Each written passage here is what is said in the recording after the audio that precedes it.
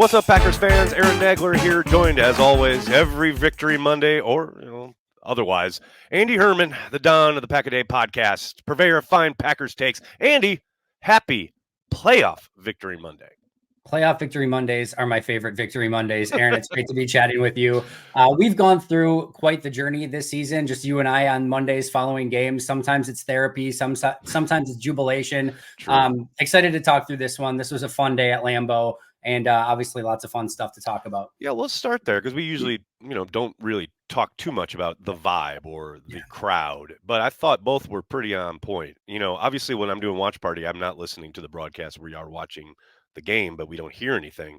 Going back this morning and watching the broadcast and really hearing how electric Lambeau sounded, and Coach mentioned it after the game, how it was a legit playoff atmosphere at Lambeau, and those are special. Those are so special.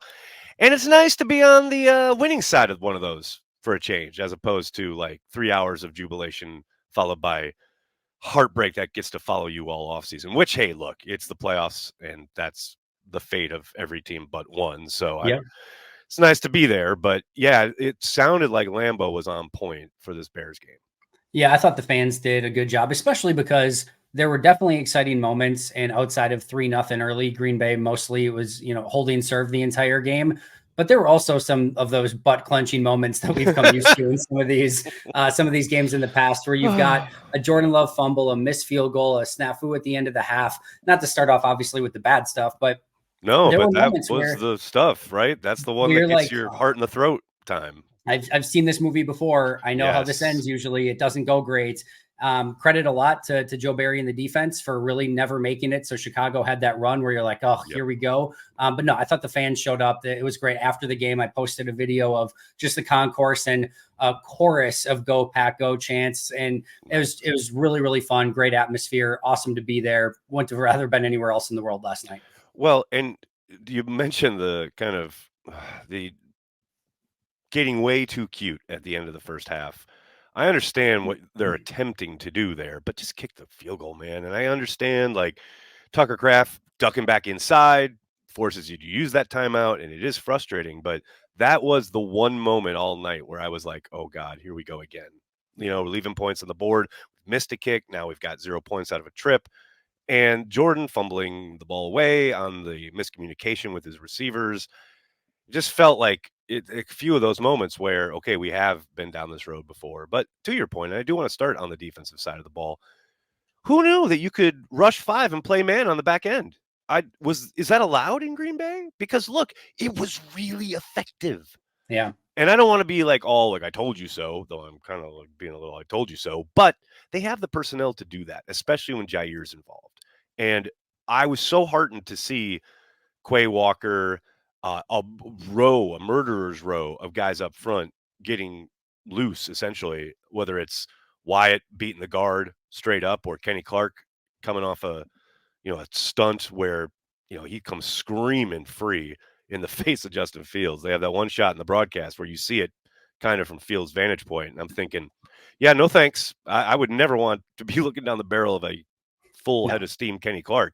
But I thought, as much as it might pain me to say it, I thought Barry had a really good plan, and they did an excellent job of executing it.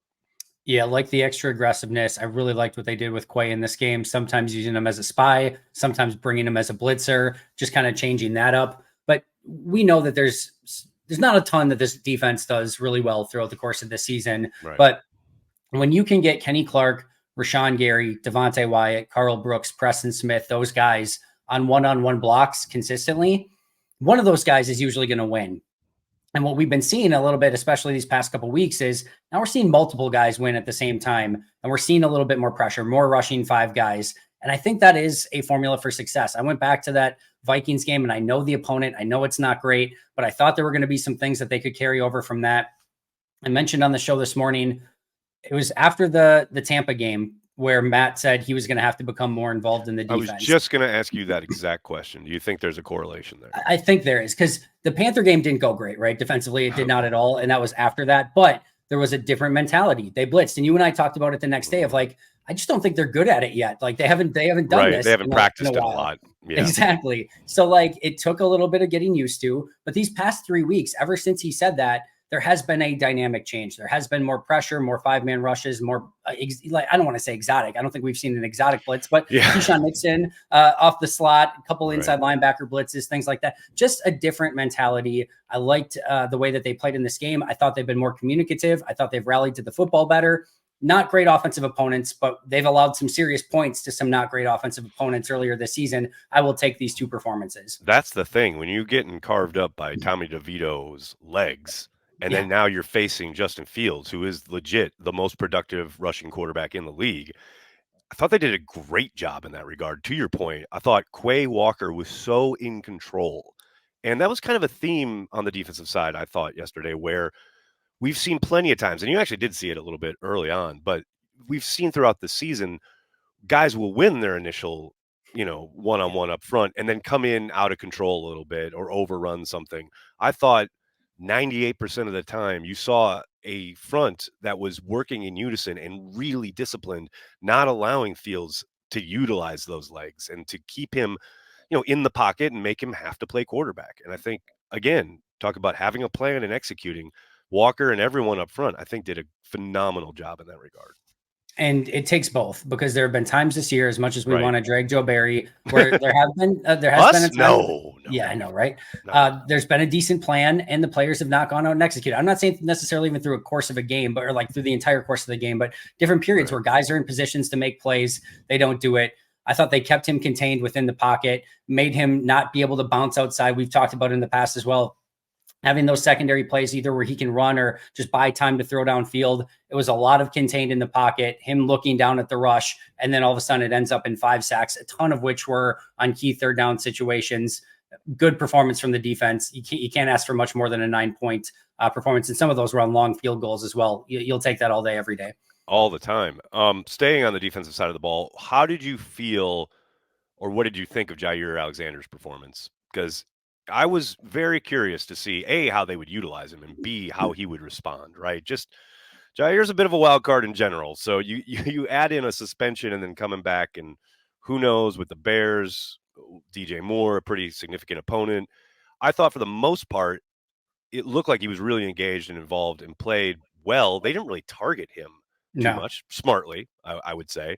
The one play where I was like, oh gosh, was the big DJ Moore on third down where I know Tony Romo on the broadcast said, well, now he's passing him off to Walker, but I'm thinking literally no one else is passing off. Like Yeah. Jair just kind of drops coverage. And I don't know if that's miscommunication. I don't know if it's Jair just not getting the call, but that was the one blemish on what I thought was a pretty solid night on Yeah. a return from Jair. From a coverage standpoint, thought he looked good. From a even run defense standpoint, I thought he looked better. Two communication plays, the one you just mentioned. There was also one pre-snap where I was watching it live up from the press box.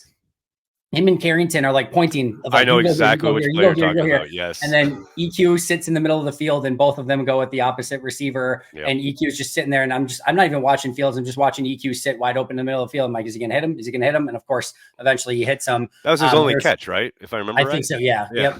Yep. So it could have been on Carrington, could have been on Jair. I have no idea. Nor do I care. Just something that needs to get cleaned up moving forward. But outside of maybe a couple of communication snafus here or there, the other thing too is even if it was that, I saw him communicating even on that play where him and Valentine got the wires crossed. They were communicating pre-snap.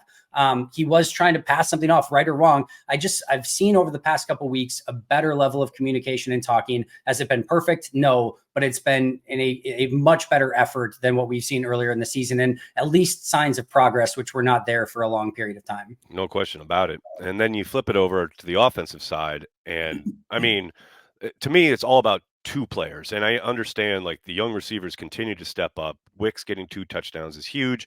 Bo Melton, yet another game where he's heavily involved and making a difference. But to me, it's all about Jordan Love and Aaron Jones. Like the fact that Jones can rush for 5 yards a carry against the best rush defense in the league Yep. offers support to Jordan Love where it provides exactly what we talked about a couple weeks ago. Just imagine Jordan Love with a running game. Well, no need to imagine anymore. We've seen it these last couple weeks, and it's fucking glorious. The idea that, Jordan Love doesn't have to do it all on his own, and he doesn't, and he has in certain games.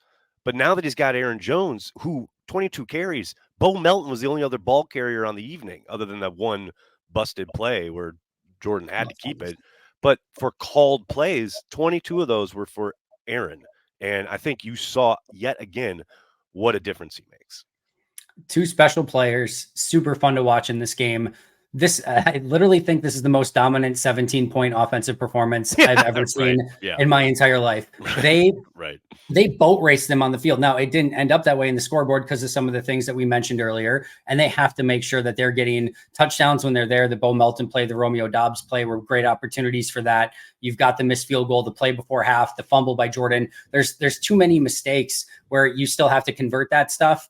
But man, outside of a handful of mistakes, this was dominant. And it starts with Jordan and Aaron in the backfield. I thought this is the best that the run blocking has looked all season long. Oh, yes. Aaron did his dynamic stuff. That's absolutely the case. But there were actual lanes and gaps and alleys, and I'm like, whoa, this is different. This is really, really fun. From a Jordan standpoint, a near perfect game outside of the fumble. I mean, 5 incompletions, 2 of which were the ones that should have been touchdowns on incredible plays by him. I'm running out of superlatives to say about Jordan Love. You talked about it a handful of weeks back about him using his cadence to get the defense to declare himself. There's the third down, I think it's on the first drive of the game, where they go 5 wide and he uses his cadence and he knows he's going to get a rusher up the middle. He knows that Jones is going to come open. He checks to a better play. Jones comes open. He sits in there, throws it perfectly. Jones picks up the first down. And it's just those things that he is doing in year one as a starting quarterback, just turned 25 years old. It's unbelievable. I would not have believed you in any way. If you said he had a really good season, sure, great.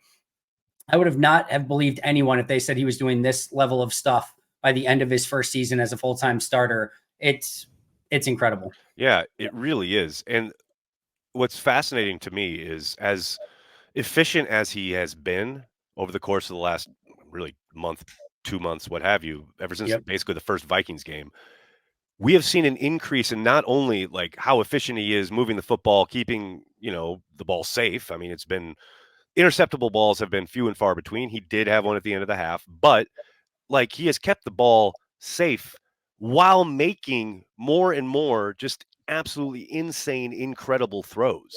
Whether it is the first touchdown to Wicks or the one to Melton in the end zone, which ultimately got ruled incomplete, but the placement on that throw, that's insanity. And that's the type of stuff we were not seeing earlier in the year, because every week almost I would get some comment on Packers Daily or even post game like, I don't see any wow plays from Jordan Love. That was the complaint, right? Well, welcome to the new Jordan Love, because every week we see 2 or 3 throws where it's just jaw dropping, and that's becoming consistent.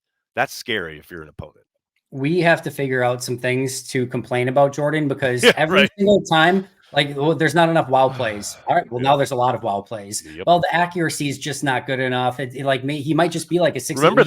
Remember all that? 64% now. Well, he's turning the ball over too much. He's got 10 interceptions. He's got 1 in the last, it's like every single thing through the course of the season of he doesn't do this good enough. He answered it by the end of the season and improved on all of it in real time in his first year as a starter. It's nuts, man. And hey, shout out to LaFleur and Tom Clemens for clearly the work they've done in developing him, not only while he was sitting on the bench, but now obviously as a starter. But to your point, on the job training, clearly they're working on whatever they're working on during the week, but Jordan's the one who's got to make it happen. And he has taken to whatever the coaching's been. You've seen it, like you said, in real time, improve from pretty scattershot early on. And yeah, you want to be much more careful or judicious with the ball. And all of that has improved. I mean, I never in a million years would have expected them or him to look like this, given how he looked earlier in the season. I expected improvement, but this has been incredible. Absolutely incredible. The fact that he is second in the league when it comes to touchdown passes, his first year as a starter. What? 4,000 plus yards. I'm just to your point. I can't find much else to fault or pick apart other than 2 hands on the ball, young man. I know it's a busted play. I know he's trying to make something happen, but 2 hands. and overthrow the guy late in the first half when there's no time left on the clock. So Yeah. there's not anything left. But I do like you mentioned Tom Clemens, but I think John Dunn with 3 rookie tight ends Oh, and with both of like those guys. Tucker Kraft Dunn, with like, oh my goodness, Jason Vrabel with Vrabel, all these young exactly. wide receivers, Bo Melton coming out of nowhere. Like those guys are running wrong routes earlier in the season, not sure where they're supposed to be, and now they look like a well-oiled machine out there at wide receiver. Remember all Go the ahead. spacing issues where we would Yeah, have like that's tape gone. the day after the game and we just were so I remember talking to you about it, just who is running and it's talk about some of the struggles Jordan had, it's because he would look to one Some of side that. of the field and there's a Yep. mess. So that to your point, that's all been erased. Like that work is showing up each and every Sunday. Like no doubt about it. And those guys deserve a ton of credit. I mean, it is funny. I kind of alluded to this last week on Twitter, but earlier in the year when things were very rough, every day I got some kind of, well, it's Stenovich. He should just be an O-line guy. Well, the offensive line's playing really well now. So does Yep. that mean we're back on Steno as an offensive coordinator? Oh no, Butkus needed to be fired because they were terrible. Well, now Butkus looks pretty good because his dudes are doing well. Like it's the same thing with Vrabel. People were like, "Oh, Vrabel's in over his head." Now those dudes, to a man, no matter how young they are, look to your point like a well-oiled machine. So let's give those guys a little credit. Let's pump them up a little bit if we're gonna attack them when things aren't going well. Well, now things are going pretty damn well. These guys should get some shine. 100%. We're at 100% lockstep, and it's a good reminder. And I'll preach to myself on this one. Of it's a long season, and as much as we want to take a quick snapshot after a game, good, bad, or ugly, and react to what we're seeing, people, players, coaches can improve through the course of the year. And Green Bay, specifically on the offensive side of the ball, has done a lot of soul searching, a lot of improving, and to a point where even Matt said it this week.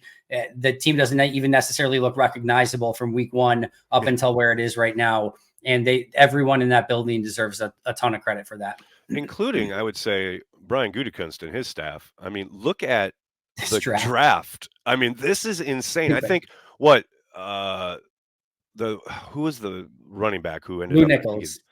he's the only one who's not contributing and he's on an NFL roster. But in Dubose, I know because he got, a late start. But outside of those guys, it's like every single draft selection has contributed right away and almost to a man have improved. I mean, you got probably Carlson is your one black sheep there, but every single guy is not only contributing but has improved. I Yeah, mean, Tucker Kraft, that's night and I can't even recognize this it's dude not from the the same guy we dude. watched this summer. That's not even the same man. You can't convince me. That's just again, that's a credit to Gutekunst, his staff, the work they did in the draft, and a little bit of free agency. Now we get to look at this matchup with the Dallas Cowboys, and I think it's only Monday, Andy, and I'm already sick and tired of the term house money because I know that is going to be the narrative around this game for the Packers. They are playing with house money, which is true. Like I'm not dismissing that idea, but I've already heard it like thrown around like 4,000 times in less than Yep. 24 hours. I mean, look, there's zero doubt that the Packers are the ones without any pressure here. The Cowboys have to win this game. The Packers maybe not just happy to be there, but they're kind of just happy to be there. Like go in, have a little fun. Hopefully, send Mike packing. I mean, it's that's life in the NFL. So I do think the Packers have better than a puncher's chance in this game. I do It's too. it's a game of matchups. We saw how they won last year. Now, albeit it took till overtime to do it, but they ran the football early and often with both Jones and Dillon, and they kept attacking the Cowboys pass rush with the run game. I mean, that's an old school football thing, but it worked against the Cowboys last season. I mean, run at their pass rushers. I don't know if it's that simple this time around. Cowboys are a very different animal in Jerry world this season, but I think if they have a shot, that's the shot. I think the Packers can. You got to control the ball. You got to control the time because look, they're going to score points. Dallas in that building is real tough to defend. You're probably going to need a couple balls to bounce your way. Yeah, Ball bounces off a wide receiver's hands and you get a pick, a fumble, something. You're probably going to need something to go your way in that capacity. yeah, I'm kind of stupidly optimistic in this one. I really same. like their opportunity to go in. I think that they're playing free. I think that they're playing their best offensive football this season. I think they even got some of the stupid mistakes out of their system on offense this week. And while still putting a really impressive tape out there, like Mhm. I think there's a few things that scare me unquestionably. Micah Parsons rushing from all over the place. I'm sure they're going to line him up over Josh Myers. That would give me some nightmares. CD Lamb in the slot and trying to match up with him. He's an incredible player. What do you mean, man? We got Preston Smith taken care of. Preston Smith dropping back in coverage. What more do you need? You might need 10 guys going back on CD Lamb in coverage. But overall, the way that this team has played, I do think that there are things defensively over these past couple of weeks that they can carry over into this game. I'm not saying they're going to stop Dallas. Dallas is going to put up 20 plus points in this game. Like I said, Green Bay's going to need a couple bounces, but I am so freaking excited for this one. And I think they're going to not only hang in this one, but I think it's going to be competitive at the end. I really do. I do too. And then hopefully, they get that mojo where the Packers never lost in that building. And it hasn't mattered if it's Aaron Rodgers or Jordan Love, we're going to go down. We're going to kick the Cowboys' ass. That's my mentality. I don't know like how real that is, but to your point, I'm kind of like, I guess not quietly because I'm saying it into a microphone, but I feel pretty damn confident in the Packers at least going down there and making it a game. I don't know if they win, but like I'm really excited for the fact that the Packers are in the playoffs, and the fact that they get to go against Mike McCarthy's crew just makes it all the sweeter. When Dan Quinn puts that film on over the past month of Jordan Love, they're not going to be super excited about this team coming to town. That is a quarterback that is playing with a tremendous amount of confidence, that is seeing things before they happen, that is throwing with anticipation, that is not making mistakes. And listen, this is going to be a big time game on the road against a very fast defense. They are all over the place, a very well coached defense. This is not going to be anything easy for him, but like that just in and of itself, Jordan getting a playoff atmosphere again in that exact situation against this defense, I can't wait to watch it. And even if Green Bay gets humbled a little bit in this game, they're going to come back better for it, more hungry. This is a win all the way around for me. How do you not draw the parallel, right, to the 90s?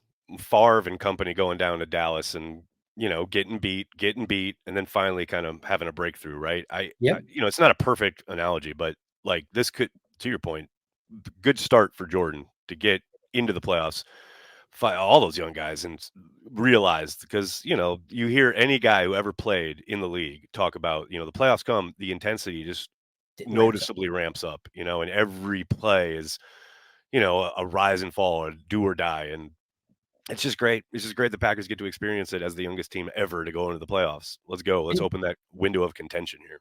And just getting the 3 wins at the end of the season when it's all elimination games basically at the end, right. Just to go through even that experience of, all right, backs against the wall. We're the youngest team in football. We just came off 2 really bad losses. Baker Mayfield just tore us apart. Like, how are you going to respond to that? And they come back to back wins. They get in the playoffs. That is something that they will carry with them as they move forward. This is a young team that is only going to get better. And all of these experiences are super important for them. Looking forward to it, and I look forward to breaking it down with you next week here on She Said TV. Andy, I cannot thank you enough, man. Talk to you next week. Can't wait for hopefully another Packers playoff victory Monday.